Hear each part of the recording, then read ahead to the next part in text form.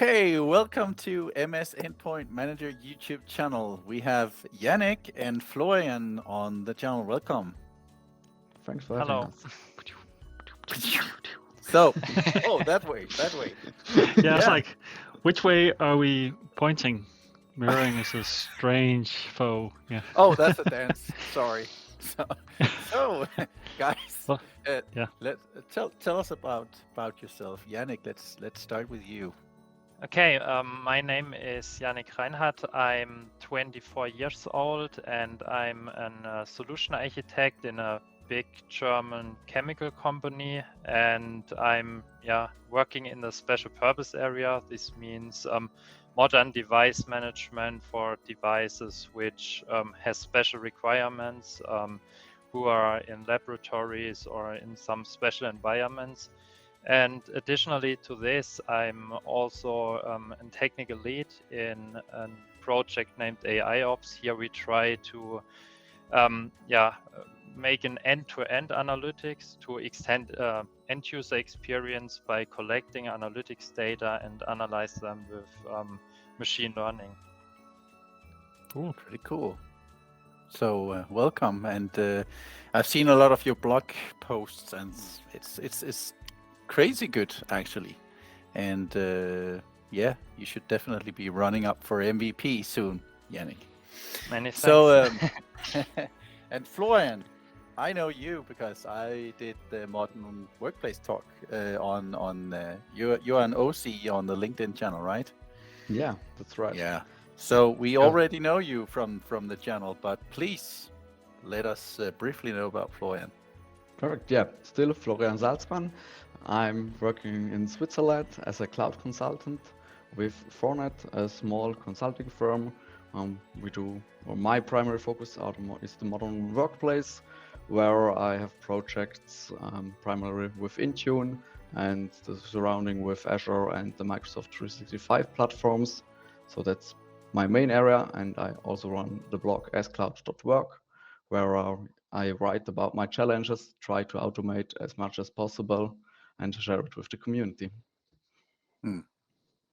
It's a good way to share stuff, because if you had challenges, Michael and me maybe had the same challenges. So we like to read other stuff and to get experience and just to you know read stuff to maybe it gives a good idea to do your own extended stuff.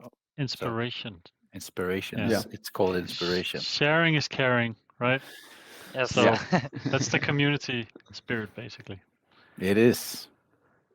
So everyone knows who Michael is, right? I hope so, in the channel anyway. So, but yeah, you and Mimitis, we're in the MSEndpointMgr team, right? So Exactly. we've been doing this stuff for a while. Yeah. Yeah, and I'm really excited to hear what Jannik and Florian are up to today. What we're gonna be hearing a little bit about, because you guys had a project you're working on together. Again, community spirit. I think it's so perfect, really, for this. So take it away. I need to figure out this which way to wave. I'll do like this. Take it away. Yes, we're writing blogs, but sometimes it's cool if you work together with another person on a project, and this was the reason why I contacted Florian, and we made some brainstorming. What is something which could help different persons within the community? What is an gap what we see in Intune? And then we made some brainstorming, and then we had a good idea with Intune device inventory. Yeah, Florian, Sounds will really you cool. talk? Will you say some more words about this? Yeah, Frank, it's a very good summary. Yeah, we came up with the idea of the Intune device inventory. The main idea behind that is to have the possibility to add custom fields to your Intune objects. That could be like which monitor it belongs to a device, or when was the purchase date, and so on. And then in addition, we implemented some bulk actions, because I guess everyone who works with Intune had that moment when they needed to do a sync for multiple devices or trigger a restart for a group or something like that. So we decided to implement that as well, and you can use that from a PowerShell terminal, or you can use the UI, which is much more user-friendly, and especially for the custom fields, you have much more possibilities and a nice overview of everything. Yeah, I think you are right that we want bulk actions. Indeed. And UI, I think a lot and of people will appreciate that. And just, we're not all PowerShell ninjas out there, and we got to respect that, right? But exactly. my hat's off to you for Definitely. adding that feature, which, some people would say, we can PowerShell it, but, there's still some people that are getting started every day. So it's not like all veterans out there. So, Yeah, right. yeah. And especially small companies with small IT or just the IT pro or a power user, you can add really added value with a UI.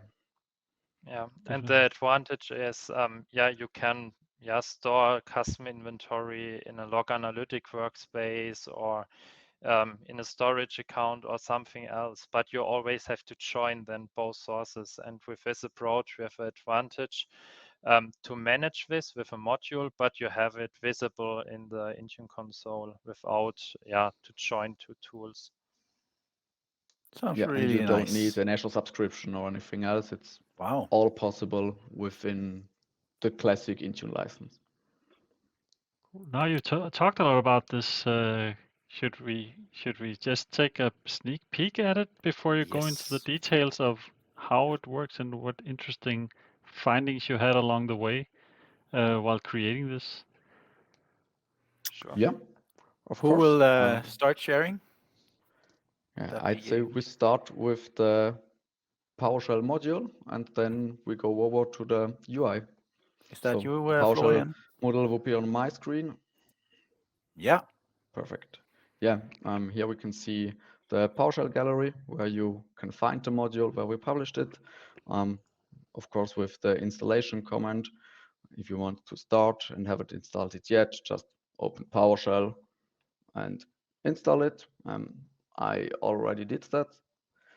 So, but now I will show you some possible ways to start with the module. We implemented the possibility to connect with just the normal credentials or also to use app registration. You can create the app registration from the terminal. That's very easy and uses the Azure AD module. You just type in new IDI app and to have the possibility to use the credentials later from within the terminal, you can add the parameter save. So your credentials will be saved and encrypted on the local machine in your user context.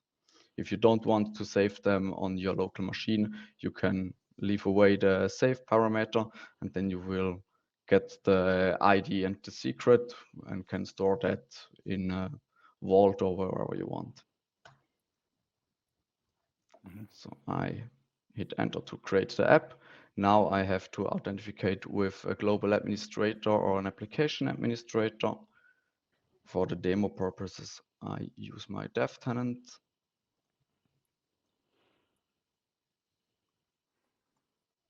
And after that, we get a notification that I already have this app in my environment. To see what happens if you make a new one, I delete that. That is nice that you're doing that error checking. I appreciate that. Yeah, and you could also add the force parameter to just create a new key, but to have the whole visibility, I do a new one. Now we have to authenticate again.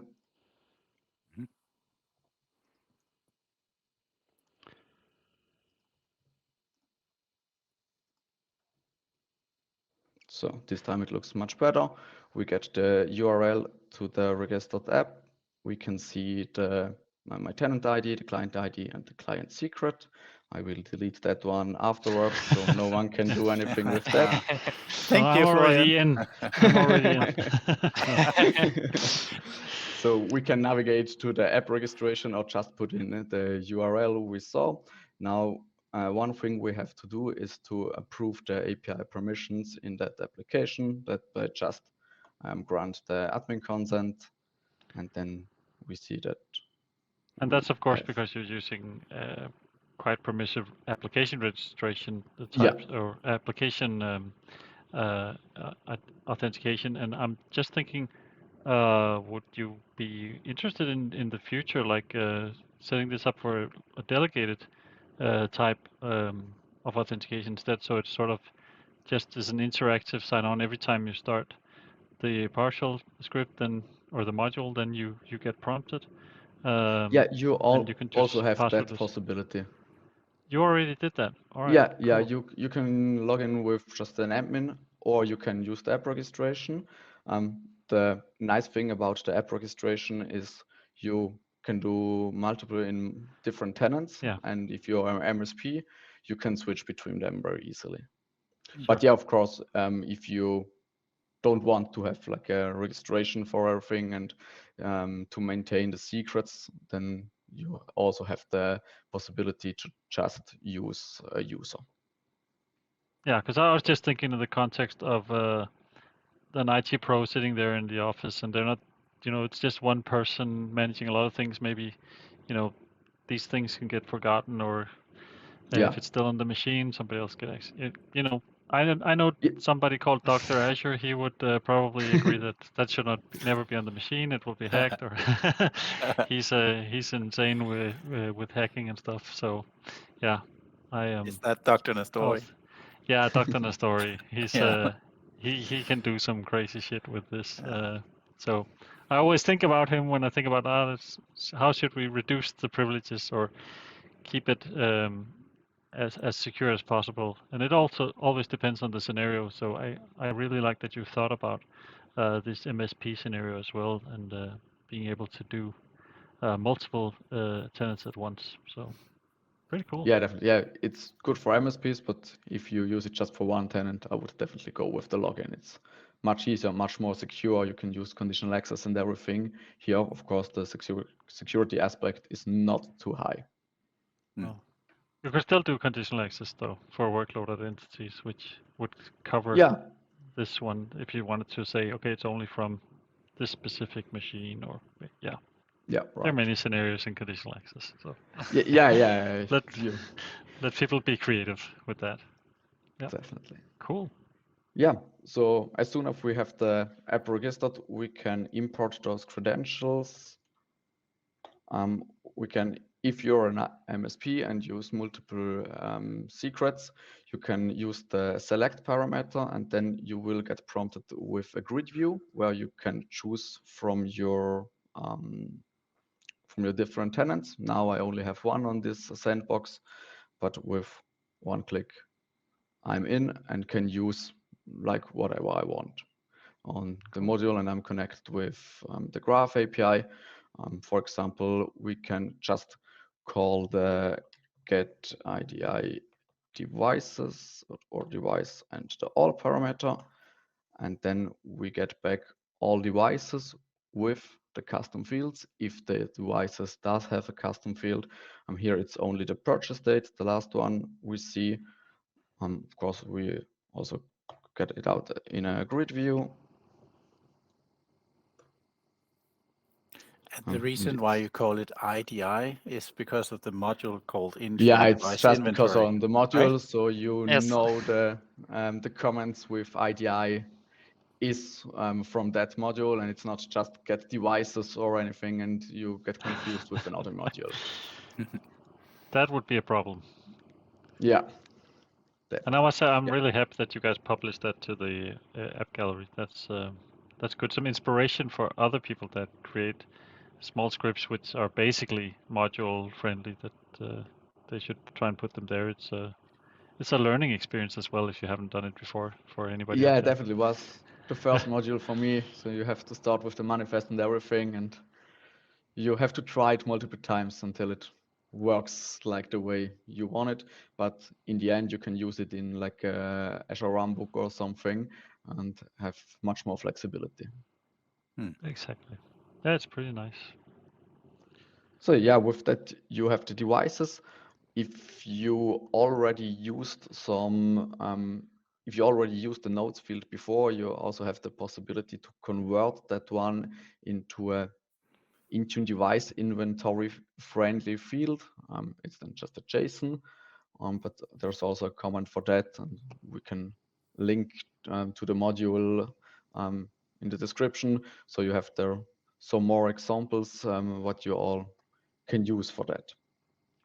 Okay, so you're basically putting JSON into the node field Yeah, we in can order to have support multiple. a Yeah, look let's look at it. that. It's, I think that's pretty interesting for people to know. It's what's in here. Like it's just a JSON with the purchase date and the date we have here, and that could be multiple one. You could add something or remove it. You can do it via the terminal, or as Jannik will show later, via the UI, which is much more easier. Yeah, and let's tell people, like, if they edit this manually, know how JSON is formatted. Because yeah, definitely. one semicolon off, or you forgot something, it's dead. Breaks. Yeah. Yes. Yeah. If No one fun. field is wrong formatted, the module will scream at you and says the nodes field is not compatible with the Intune device inventory. So we All right, so you're covered doing error that. checking for that. If you're doing bulk actions, then it will stop at that, or Yeah. will it just tell you the error and then continue with the rest? No, it will Or- stop. It will stop. All right, good to know. Yeah. Did you find any limits of how many notes you can put into that field?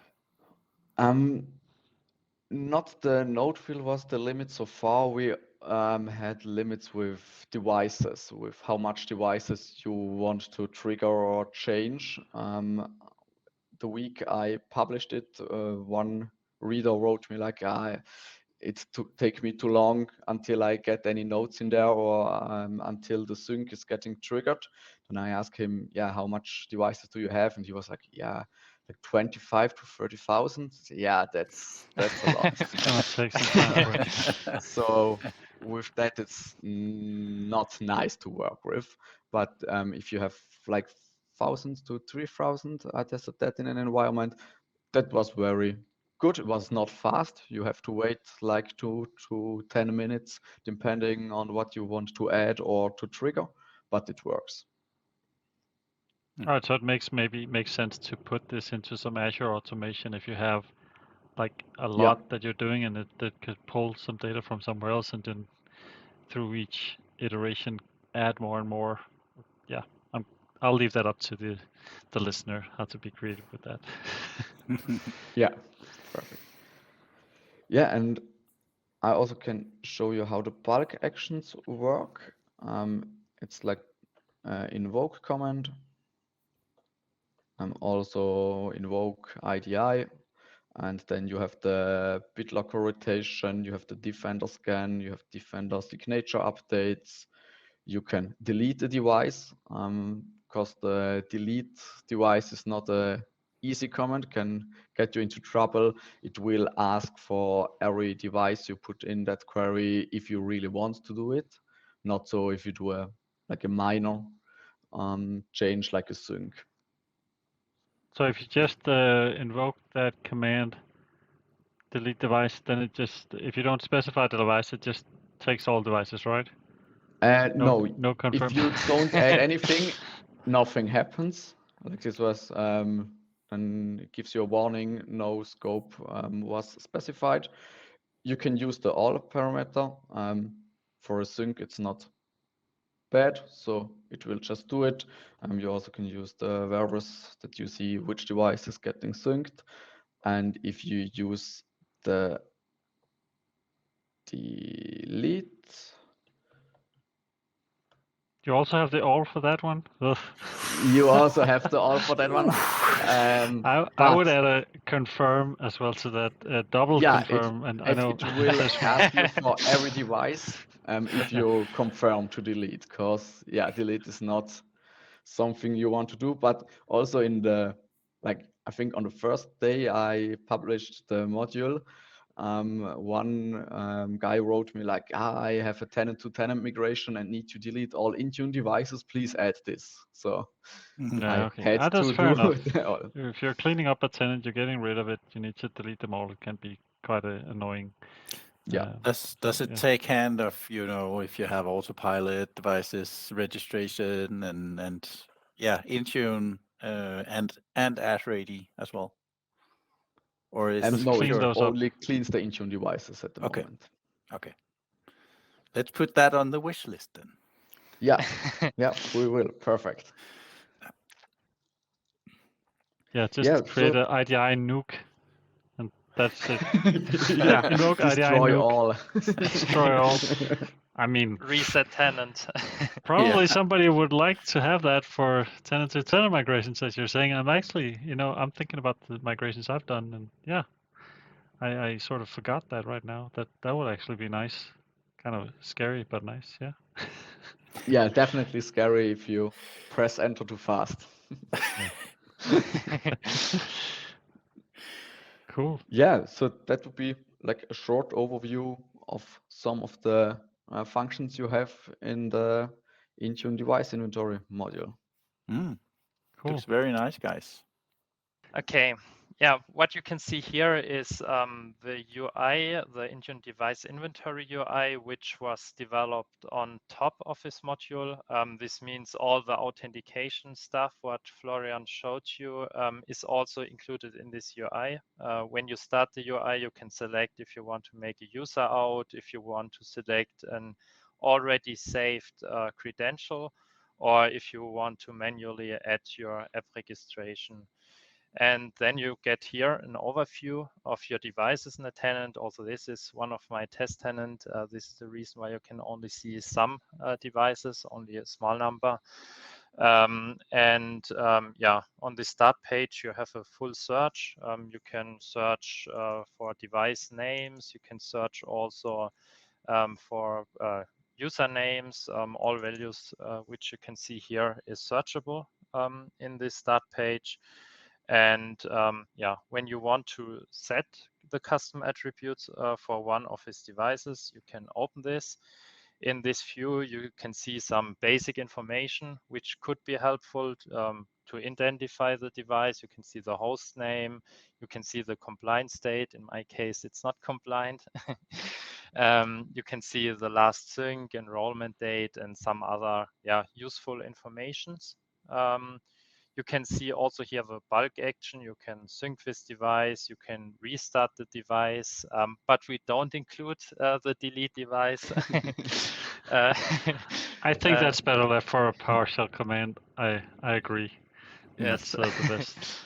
Yeah, this is not the purpose of this UI to delete devices. The purpose of this UI is to easily add these custom attributes.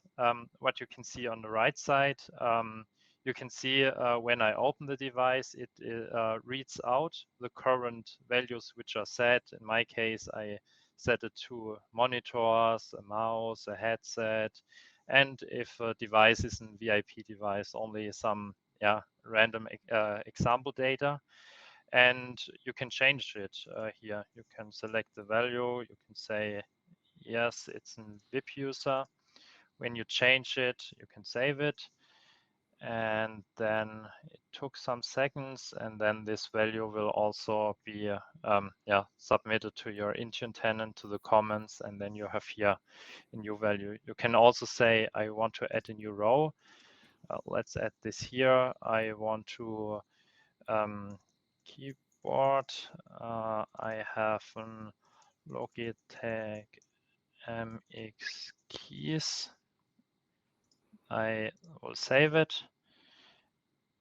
And also after some seconds, we also set the keyboard setting to this device.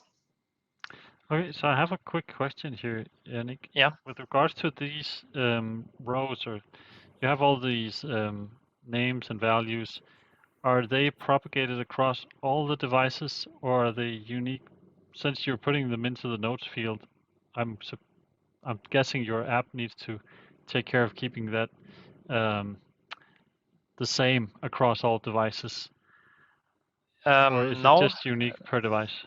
it's possible to set the same value for multiple devices, but we also have implement this. If I say only this device needs the tag VIP user, it's also possible to set this tag only for one device. And in the background, yeah, we make the handling. If this value is not set for all, yeah, then we remove it for some other devices. Okay, so if I get new devices, like today I'm putting in a new machine in my tenant, it's enrolled, will those fields just be blank, or what will happen then? When you enroll a new device, the nodes field is blank. This means you first have to make an initial insert. You can do this via an automation, via the module, or if you only have few devices, you can do this manual via this UI. But yeah, after the enrollment, this inventory is empty. All right. Can you show this like creating unique fields for just one device? You're talking about the VIP thing Yeah, being what I did here, the keyboard is a unique field. This means it's now only set for this device. If I go back and select another Okay. device, you can see it's only for this here. No, was it the other one? I don't know for which device I set it, but yeah. Now we fucked Yeah. it up. But Okay. So if you wanted to add a new field to like all the devices, how would you do that? Now you're doing it in just one device.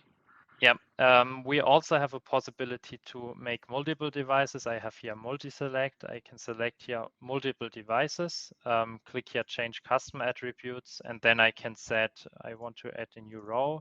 The new row is keyboard, and here again, logit mx keys, and then I set to all devices. This means all devices which we can see here on the list. I click on save, and then this value will be set to this 4 devices. Okay, so but if the ones you didn't select, they don't get changed, they're just left alone. It's not like Yes, they're removed, right? yes, this one did not get the value, but if we look here, it has the keyboard Logitech MX keys. All right. So what happens when you delete a row? Does it just do that right away, or do When you I have to like delete and save? When I say here, I want to delete this row, it gets tag delete, but it's not yet deleted. If I go back, it will still here, but with a tag delete. And when I click on save, then this row will be removed only for this device. Oh, okay. So if you did that like on a few different devices, set change to delete for some, would you need to go in and click save on each device, or if you just click save on one, would it do all the ones that are sort of queued up, or? If I want to do this for multiple devices, I have to make also here multi-select, have delete the row, then say delete and save it here as well, and then it will be deleted for all these 4 devices. All right, that's good. Great to get cleared up. that's quite a clever way to actually add stuff into what's already in there. Yeah. So and why did you end up using the notes field? Let's get that story. Like, what were your investigations? Because I'm thinking somebody else will sit here and think, we can use something else than notes. But you probably have some insights on why you chose that. Yeah, in the end, the notes field is the only field, where you can put in, some bigger text, bigger JSONs, where you have, possibilities to include your custom stuff.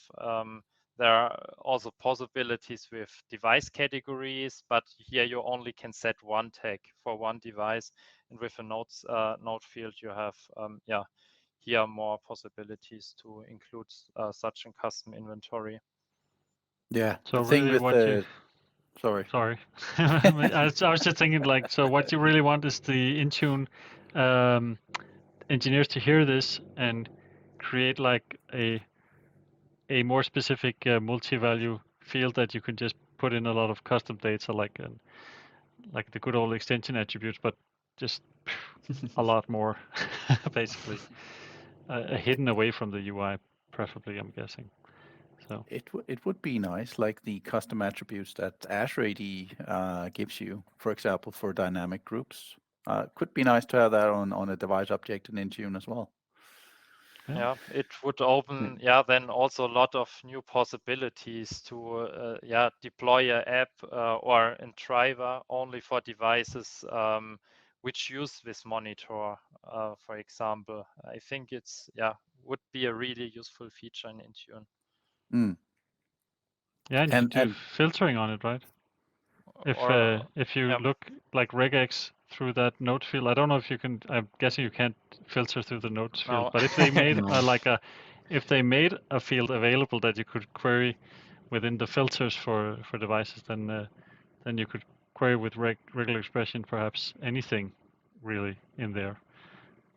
Over to you, Matthias. Sorry. yeah, we'll have to share that with Scott Duffy, and he can add that to Intune. He's the PM for filters. The device category, if you use that, you will also, if you used iPhones or Android, when you go to the company portal, you get prompted that you have to push one of those categories. Yeah. And it's not ideal for such things. So I think it's pretty clever actually to put it in the notes. Thing is, if you delete the device from Intune, then gone the notes are. But yeah, then the That's the device is risk. gone as well. Right? That's how it is. But yeah, I think it's clever, and it would be super nice if you could create a group from that notes field. Of course, you can do PowerShell and create a custom group based on these attributes you put in the notes field.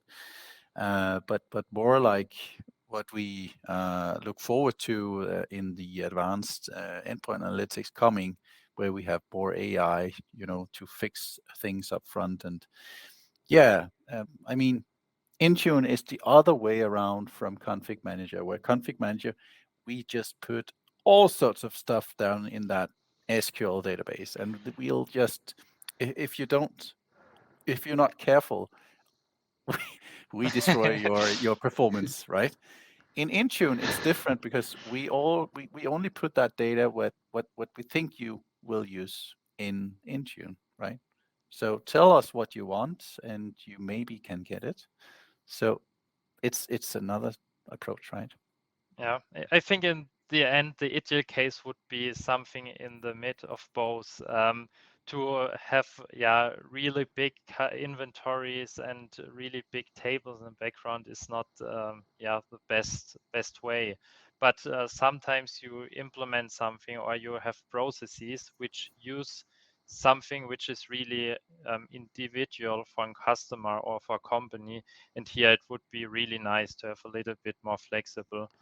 And this was the reason why we think about such a custom inventory within Intune.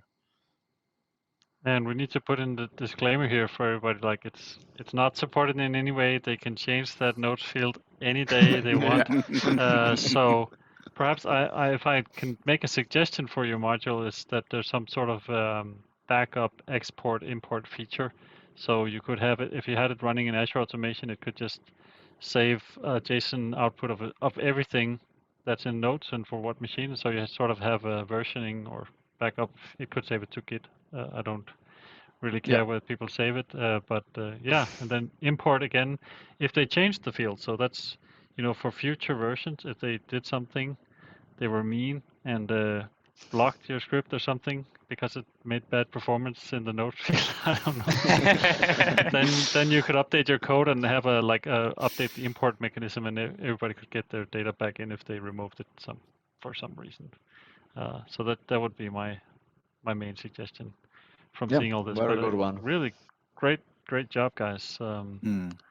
We all know the effort that it takes to build something like this. It's not like a one-day hobby project or a few hours here and I'm guessing, like, do you have an estimate of how many weeks it's taken to make this fully functional? Don't think so. Like, Guess around 2 weeks. Wow. The total time, or Yeah. just you started 2 Not weeks ago total and then time. you were finished? Oh, Yeah, I think it was not 2 weeks fully work on this, but yeah, I don't know, 4 or 5 days working time in the end. yeah. yeah, some That is a lot of brainstorming, time. two intense days, then some testing, some fixing. Yeah, I would say around 4 days. Oh, Cool. that's nice. For 2 people, it's still, yeah, it's still a lot of time, and people in the community or those that are not contributing and maybe don't realize how much time these things take.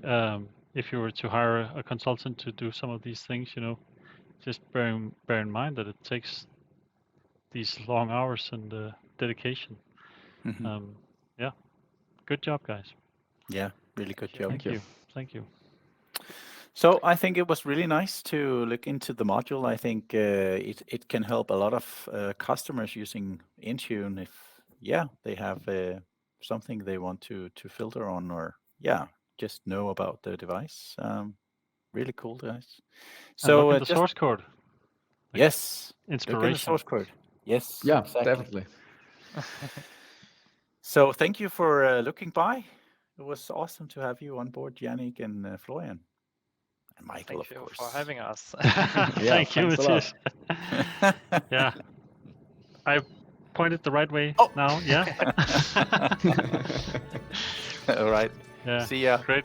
Take care, See ya, Jannik. bye. ya. Bye-bye. You too, Bye bye. bye.